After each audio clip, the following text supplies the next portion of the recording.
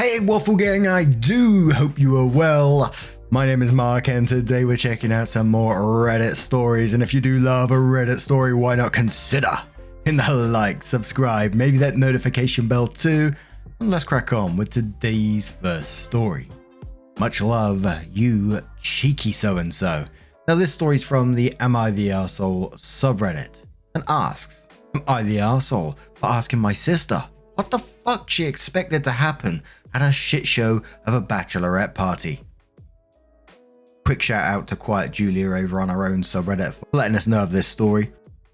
It starts off, for some reason my female 32, sister 23 and her fiance 25 decided that the very best way to celebrate before getting married was to have a joint bachelor/bachelorette party at strip clubs. This is starting well. They also hired a bus limo for the evening. The aftermath was, thus far, 3 breakups, 4 people dropping out of the wedding party, 1 impending divorce, and 1 arrest. The cleaning bill for the limo was more than the original rental fee also. She was crying to our mum at dinner the other day, and I snorted. I tried not to, I honestly did. I was trying my best to just keep my mouth shut. She asked me what was so funny. I said that I wasn't sure what she expected to happen getting a group of people drunk, using illicit substances, and getting horned up watching exotic dancers. She said that I was an arsehole for judging her and her friends. I said I wasn't judging, just that literally anyone could have seen the outcome. My mum told me to apologize because my sister is having to replace most of her wedding party on the fly. I did, but I still think I'm right. Am I the arsehole? So people were asking OP, they were saying, so was you at the party or what? OP came in and said, I was at the party, I went to celebrate with my sister. I managed to not get fucked up and wreck my relationship. Someone responded to that and said, okay, and why is this your sister's fault exactly? OP said I never once said it was her fault. I said that anyone could have seen it coming. Someone asked for info, they said, is there anything other than the overall party plan that made this likely to be a mess? Did they buy a bunch of coke and ordered sex workers too? Because there's no actual reason a group of adults can't go to strip clubs, get tipsy, have a nice time, and not descend into chaos. Edit to add, you're the arsehole. OP responds saying, fine. The maid of honor and her boyfriend did not break up. The other bridesmaid who was married was in an Eiffel Tower with 2 of the groomsmen. I just had to Google that and assuming it's right, it's a sex position. One groomsman has dropped out along with a bridesmaid. Her husband has left her because I guess this isn't the first time. The other groomsman in that group has no fucks to give and will be attending. We are lucky that by the time the cops showed up, everything illegal had been taken, eaten, ingested, or swallowed. I stayed mostly sober and stayed with my sister all night so she could party and not do anything too stupid. My husband also attended. I had tasked him with keeping an eye on the groom. He decided the best way to keep the groom out of trouble was to get his pants shitting drunk, which he accomplished, with the only casualty being some underwear, a sock and a pair of Levi's. Oof. The bus/limo came out as the worst victim in this whole debacle. It needs a biohazard cleanup and maybe some upholstery replaced. My dad is pissed. After reading the comments, I went to see my sister this morning and gave a more sincere apology. She asked me to be the matron of honor, and I accepted. If anyone here is free Saturday, we still need someone to sing The Rose during the ceremony, since my cousin is currently persona non grata. I only know about the breakups from hearsay, but suffice to say that getting a group of friends who have a lot of sexual history together and giving them drugs and alcohol, then taking them out to see naked people is a terrific idea. If you are not getting married in a week. OP adds a series of additional comments saying, my husband got the groom drunk and out of trouble. OP says again, the groom wasn't arrested, didn't cheat in any way, and was good as new after we hosed him off. Nice. OP also says, imagine 2 naked guys high-fiving with a naked woman as the base. That's the Eiffel Tower stuff.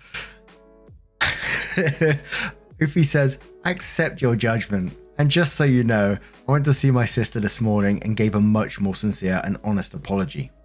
I am taking over as maid of honor, and my sister is reading the comments here and laughing her ass off. She's especially grateful that it's anonymous and that none of you will ever know her husband shit his pants if you run into him on the street. Opie adds it's from North Florida. Opie also says, I managed an honest-to-goodness cowboy. He wanted to have a rodeo for his bachelor party. I was on board as long as it was at least 2 months before our wedding to give everyone a chance to heal up, but I drew the line at cowboy poker. Is that the thing where they sit in the middle like with a poker table and the bull charges at them? Then someone clarifies that and says apparently it's where cowboys play poker while a bull charges at them. Thank you, Google. The goal is to see who can stay at the table the longest. I don't think I'd have to draw the line to make me not want to do that. I don't think somebody would have to draw the line to make me not want to do that. Opie says, funny story. In college, a lot of this group got an STI. Because they were all having sex with each other in unconventional groups and couples. My brother called them a burning ring of fire. Ah, dear. Opie says that's basically it. 3 guys and 4 girls were in rotating relationships and nobody said anything until one went outside the group and introduced chlamydia to the group. Hence the burning ring of fire. I mean, there isn't much I can say at this point, so we're just going to go straight to Opie's next update, which says, as you may recall, my sister had a co-ed bachelor/bachelorette party that went sideways. If you were hoping for more fuckery, you'll be sorely disappointed. My father and husband had a talk with several of the miscreants that would be attending the wedding and put the fear of, if not God, then at least them into the children. We found someone to sing their rose and my husband stepped in as a groomsman. As I commented, I did apologize to my sister for my insensitive snort, and I was her matron of honor. We also got a couple of girls to fill in for the missing bridesmaid. The wedding went off beautifully, and when everything was said and done, the only real consequence are one divorce that was probably going to happen anyway, one arrest that will plead to a misdemeanor most likely, and 1 pair of underwear, 1 sock, and a pair of jeans. Sorry to disappoint, but nothing much of note happened at the wedding or reception. So OP comes in with their final update, which says, apparently you're not allowed to do multiple updates on this subreddit, but there appears to be a lot of overlap in members here, so hopefully all the people who wanted more information will find this. The divorce is final. Thank God the only children involved were the adults in their mid-20s who decided that was appropriate behavior. She is dating one of the guys from the Eiffel Tower. The other guy and his girlfriend are friends with a happy couple. My cousin and my sister made up after a few months of iciness in their relationship. My cousin is performing in a touring production of a Broadway musical. We're all proud of her career, if not her choices for classy wedding behavior. My brother-in-law has been sober since the wedding. I guess ruining his underwear, a sock, and his favorite pair of jeans was a wake-up call for his incipient alcoholism. My sister is happy that he has made that choice as they're expecting their first child in about 2 months. My husband, who is retired from all of his rodeo shenanigans, is trying to convince me that we should go to Spain so he can try running with the bulls. They are smaller than the ones he used to ride, so he feels confident he can do it. So it seems like my sister is not the only person in my life who can't imagine consequences. I'm going to try and talk him into going to see it first before he decides to participate. And last but not least, the maid of honor that dropped out of my sister's wedding party is getting married to the boyfriend that got arrested trying to break into the bus/limo. They're having a very separate bachelor/bachelorette parties. The girls are going to Branson, which was described as Vegas if it was run by Ned Flanders. The boys are going to go golfing in Myrtle Beach, pronunciation there. My husband and I are invited and will attend. I asked my husband not to get involved if anything crazy kicks off. Thanks for checking in. I'll post again in July after the parties if anything of note occurs. I think that covers everything. Whenever we cover crazy stories and it starts off with like, this is in Florida or North Florida, people are always automatically like, yeah, that's just so Florida. What is it with that place? And that's a genuine question because I see it all the time in these stories. Whenever Florida's mentioned, people are just like, yeah, that's Florida. Or even if it's not about Florida, they're saying, I bet it's Florida. But what a wild one. Holy moly, all these people arrested and there's just too much going on again. What do you guys make of this situation? Let me know your thoughts down in the comments below. And let's move on to another story. Now, our next story comes from the Am I the Arsehole Here subreddit that's titled, Am I the Arsehole for dropping my daughter off at my mother-in-law's house and not picking her up when requested? My daughter, Tamra, I believe, 14, has been going through a terrible phase at home. I, female 38, can do nothing right. All she does is argue with me and scream. She will not do her chores, and she makes life harder for me and her little brother, 12.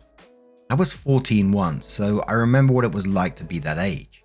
I'm doing my best to just get her through this. I may not always do the best job or keep my cool with her, but I am trying. My husband is out of town right now. His mum, however, lives a couple of towns over and has decided to chime in. Tamra called her when I grounded her for skipping school and vaping weed with her degen friends. I took away all her screen privileges except her laptop, which she needs for school. I'm a dummy because she called her grandmother on it. My mother-in-law, Helen, is usually a level-headed woman, so I have no idea why she's decided that her parenting advice is wanted or warranted at this time. She said that I'm being cruel to her poor baby girl and that I should not be trying to control her like this. I said that I was punishing my daughter for unacceptable behavior, and that how I reprimanded my child was not her problem.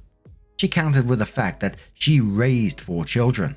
4 boys, by the way, that she did not have to punish this way. I know her youngest was out of the house before smartphones, so it is different. My daughter came into the room while I was talking to Helen and started screaming about what a terrible person I am and that she needs to move out as soon as she can. Helen said that none of her kids ever said that, so she must be a better mother. I asked her if she was serious and wanted to give it a shot. Tamra jumped at the opportunity and begged her grandmother to take her. Helen agreed. I drove her to Helen's house and I said I would come back when my husband gets home and we can talk. I dropped her off on Saturday, 3 days ago. Helen started calling me on Sunday. I need to come get my daughter. Sorry, I can't. My son and I went to visit my folks for the week. I thought it would be a good opportunity to see my parents at their farm since my daughter hates it there, away from her friends in the city. My parents are also the last people on earth with dial-up internet. My son does not care because he gets to play with the horses. It is a little early yet for foals, but who knows? Helen asked me to please come get Tamra. She even called my husband. He called me and I told him what was going on. He said that if his mum had asked for it, then she needed to follow through. I love that guy. I also fielded calls from my 2 sisters-in-law. They asked me what was going on, so I told them. They asked if I was really going to leave Tamra with our mother-in-law for another week. I said that is where she was staying unless they wanted to watch her. They both noped out without suggesting I go get her. Tamra and Helen each have their reasonings for thinking I'm the arsehole. I do not think my daughter is. Am I the arsehole? Now this is one of those perfect situations where it's very rare to see on these subreddits where you get family around you. I would do it this way, but they're family. You shouldn't be kicking that person out. I would do it this way, etc. So now we've seen someone who's getting the opportunity to do so. And they're in the same position as you were.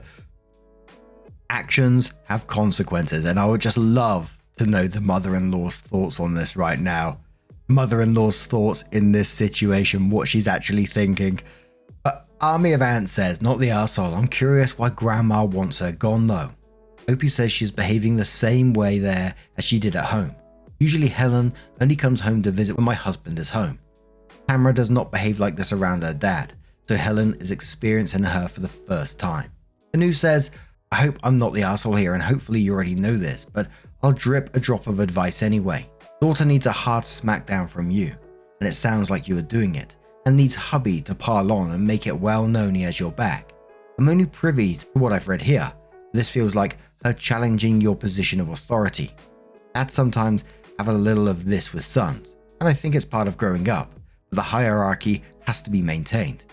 Kids always think they're smarter than their parents until they learn enough to know what they don't know. Opie says she was getting it until Helen interfered. Prestigious replies saying, not the arsehole. You're not abandoning her there permanently. You're letting her and her grandma both have what they asked for. 1 week is not the end of the world. I'm glad that your husband had your back. It is a shiny spine, but support is great. Healthy Magician says, not the arsehole. Maybe this will teach your daughter a lesson about how to behave. Ignore everyone calling you an arsehole. I guarantee you they have feral children. I've got to say, caught vaping weed at 14 years old. Holy moly. I would have been in some serious shit if I got caught doing that. But OP comes in with her update and says, I've been busy at my parents' ranch and didn't notice that my original post was removed. I was lucky enough to find someone cross-posted it here. Let's get the important stuff out of the way. My son got to help with the birth of a colt. It is a healthy Palomino. A little early like I said, but it was an easy delivery for the mare. He was over the moon and can't wait to get back to the ranch. My son and I picked up my husband from the airport and he was fuming. Not at us, at his mum and our daughter. He called his mum to let her know he had landed and that we're on our way. When we got to Helen's house, she was waiting out front. She said she was sorry for interfering with my parenting of Tamra. She said that raising 4 boys in the 80s and 90s is a whole lot different than a 14-year-old girl today. She said that she had made sure Tamra had entered the school in the morning and that she saw her come out of the school when she picked her up, and that she had not gotten a call from the school about truancy. So I guess that's a win. She also said that she would not be watching Tamra again until she was over this phase. We agreed that was for the best. Tamra was upset that her doting grandmother had taken her vape. Also that her grandmother didn't have to cash for her to get another one, and that she didn't have her phone to pay for another one, and that she was not allowed to visit her friends after school since Helen lives 2 towns over. Tamra was indignant that her actions had consequences. My husband and I gave Tamra a chance to call all her relatives to see if anyone else wanted to watch her. There was either a resounding silence or overwhelming no's. I think she finally understands that everyone except us is done with her bullshit. My husband told her that the week at grandmother's house did not count towards her grounding, so she'll be without a phone or tablet for the week he is home. He said that her behavior will determine if she gets her stuff back. For those of you wondering, Helen looked a little like the parents in the aeroplane after they play in Addams Family Values. Just beat. I take no pleasure in it. She was also smoking a cigarette, which I have never seen her do. Tamra is sulking, but she appeared to accept her fate. She tried to put her laundry in the hamper, but we said she can do her own. My husband and I did discuss getting her some counselling, and we'll be talking to a school guidance counsellor about it. It may be something she could use. Thanks for your comments on the first post. Take care. 2 comments from the top there that says, sometimes some tough love is needed. When skillfully applied, as it was here, it can create a teachable moment. Tamra learned some things. Hopefully that helps going forward. My Lady Bits reply saying, Tamra brought this on herself. It's not you or your husband's job to ease her path in life. It's parents' job to teach children skills on how to cope and thrive. And you know, all I can say at the end of that is, I think that week was needed. Mother-in-law certainly needed to know her place. And fair play for the husband, I really did enjoy his comment. If his mum had asked for it, she needed to follow through. I thought that was pretty cool. I mean, it should be the norm, right? But it's rarely seen in these stories, so it's nice to see. And hopefully Tamra learns a lesson of her own here. You said she's sulking and you're going to look into a counsellor. You know, that might help.